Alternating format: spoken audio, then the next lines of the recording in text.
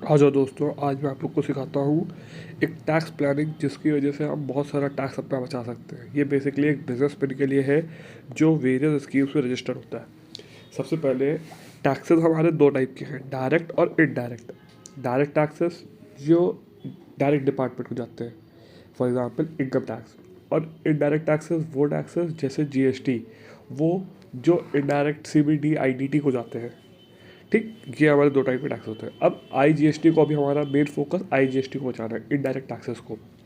एक बिजनेसमैन है जिसको दो स्कीम्स में रजिस्टर हो सकता है।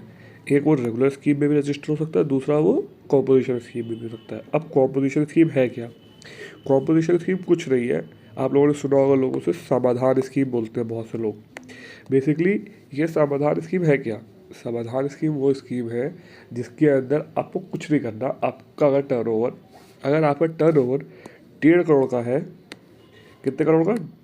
अगर आपका टर्नओवर 1.5 करोड़ का है मात्र, और आप जो सप्लाई करते हो 1.5 करोड़ टर्नओवर, और सप्लाई सिर्फ डायरेक्ट कस्टमर को करते हो, B2C सप्लाई है, और ऐसे प्रोडक्ट पे डील करते हो जिसमें प्रॉफिट मार्जिन बहुत ज़्यादा है, जैसे कि आपने देखा होगा प्रोविजन स्टोर वाले होते हैं, या क्लॉथ मर्चेंट्स होते हैं, मेडिसिन वाले होते हैं, स्टेशनरी वाले होते हैं, टॉयज़ की दुकान वाले, स्वीट्स वाले, जिनका टर्नओवर बहुत ज़्यादा है, मतलब जिनका प्रॉफिट परसेंटेज बहुत ज़्यादा है। जैसे यहाँ मैंने स्पेसिफाई भी किया है, ऐसे प्रोडक्ट्स जिसमें हाई प्रॉफिटेबिलिटी है, जैसे परचेज 100 रुपये की, सेल 300 रुपये की।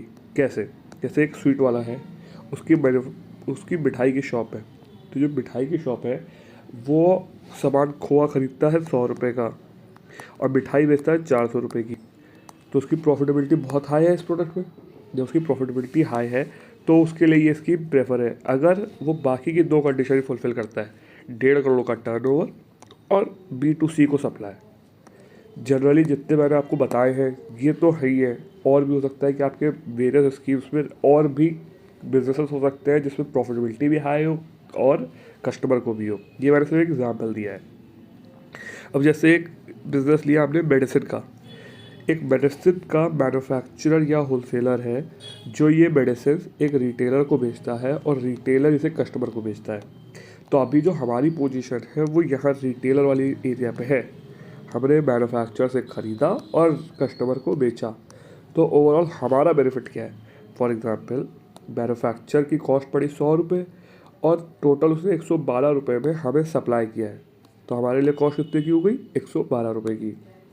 112 की हमें टोटल सप्लाई करी गई है। ठीक, अब हमारी जो प्रोडक्ट की MRP है वो 300 रुपये है, तो अगर प्रोडक्ट की MRP 300 है तो इसका सेलिंग प्राइस कितना होगा? अब आप लोगों को पता ही होगा कि जब हमें MRP प्रोडक्ट की पता होती है, जैसे MRP 300 है, MRP, एक सेकेंड, MRP हमारी 300 है, तो डिवाइडेड बाय 1.12 कर दिया। अगर GST 12% का है तो ऑटोमेटिकली ये वाला रेट निकल आएगा।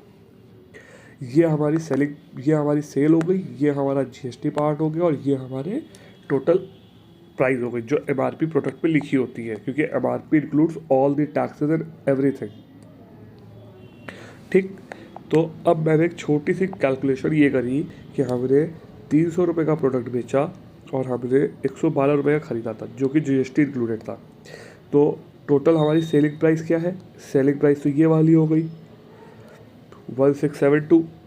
अब आप पूछोगे ये कैसे हो गई?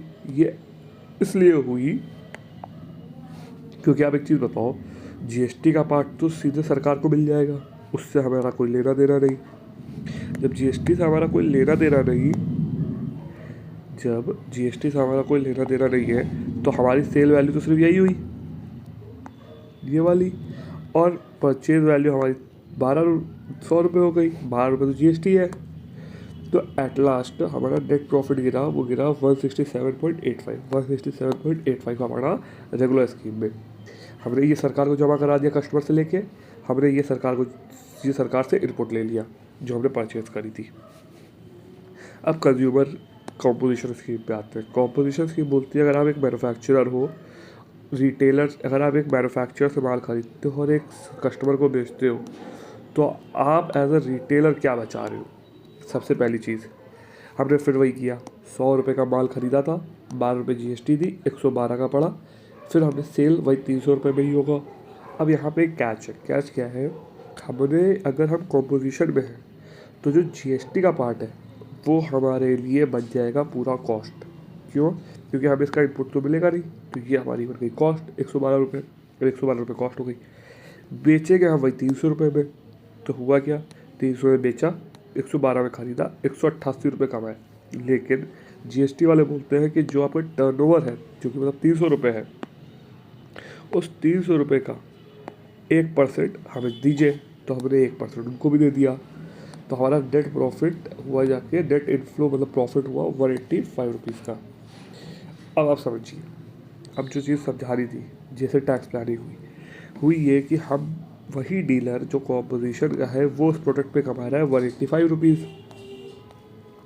जबकि जो रेगुलर में रजिस्टर्ड है वो कमा रहा है 167.85। तो दोनों की अर्निंग में कितने का डिफरेंस आया, ₹17.15 का। ये डिफरेंस आ गया। एक छोटी सी स्कीम बदलने से इतने रुपए का डिफरेंस आया ₹300 पे की सेल पे।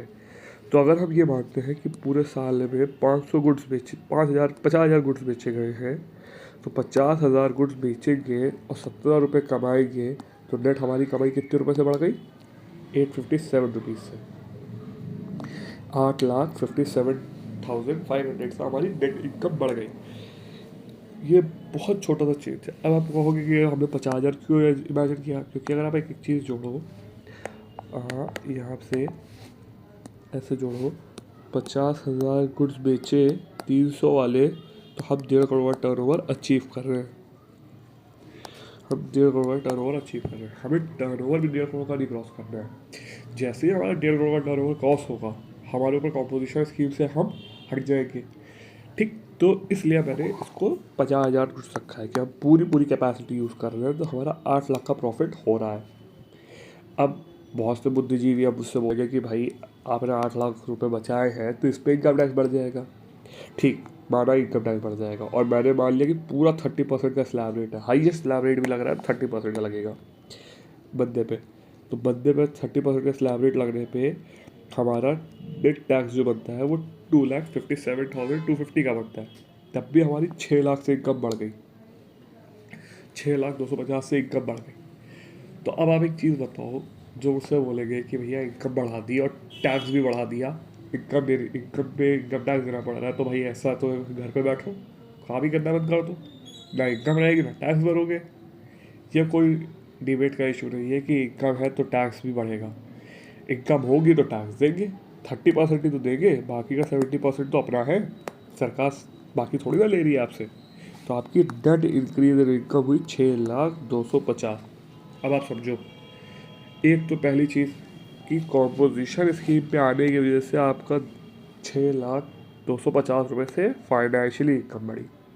अब नॉन फाइनेंशियली समझो, हमें क्वार्टरली फाइलिंग करनी होती है, हमें ITC रिकन्सिलिएशन नहीं करना होता, हमें डिटेल बुक्स नहीं रखने पड़ते कॉम्पोजिशन में, और हमारा प्रोफेशनल कम चार्ज लेता है। क्यों? क्योंकि उसको भी मेहनत कम करनी होती है। आप ऐसा समझो, आप अगर रेगुलर में होते हैं तो आप क्या क्या कर रहे होते। आप रेगुलर में होते तो सबसे पहले तो आप एक डिटेल बुक्स ऑफ अकाउंट बना रहे होते बैठ के, परचेज़ कितनी आई, सेल कितनी गई। सेकंड, आप ये रिकॉर्ड रख रहे होते कि भाई प्रोफेशनल ने प्रॉपर ITC का कॉम्पिटिशन, प्रॉपर ITC दिख रही है नहीं दिख रही। थर्डली, क्वार्टरली फाइलिंग आपको हर महीने की महीने रिटर्न्स फाइल करने होते हैं और इन्फॉर्मेशन प्रॉपर देनी होती है, नहीं जैसे समरी। कॉम्पोजिशन में इन चीज़ों से बचत हो जाती है। अब चौथी चीज़, जो ट्रक्स है, ट्रक्स मैंने आपको बता दिया कि फाइनली कहाँ पे बेनिफिट है, कहाँ पे लॉस है। अब पूछा जाएगा कि भाई ये बताओ कॉम्पोजिशन है क्या चीज़।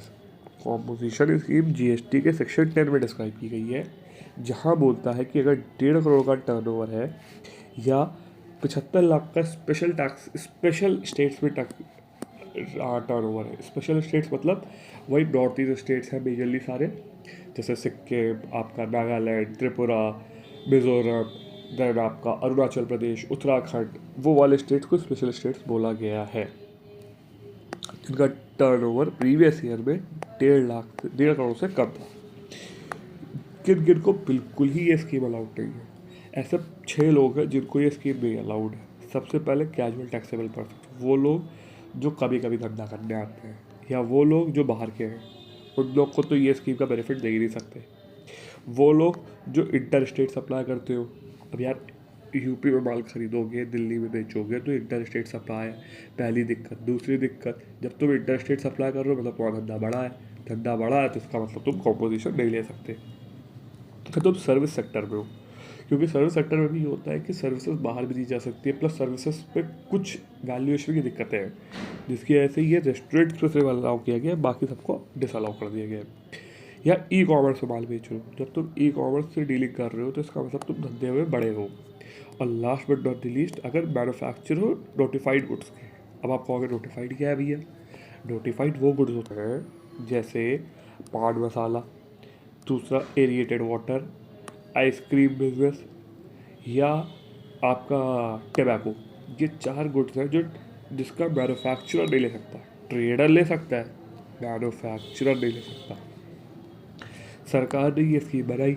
अब इस स्कीम में सर्विस सेक्टर लिखा हुआ था, तो सर्विस वाले नाराज़ हुए, तो उनको सेटिस्फाई करने के लिए एक नई स्कीम लाई गई, जिसको बोला गया सेक्शन 10 सबसेक्शन बी में एक न्यू कॉम्पोजिशन स्कीम आई, जो सिर्फ सर्विस सेक्टर के लिए है। इसका टर्नओवर लिमिट हमने 50 लाख रुपये रखा है, ना कि 1.5 करोड़।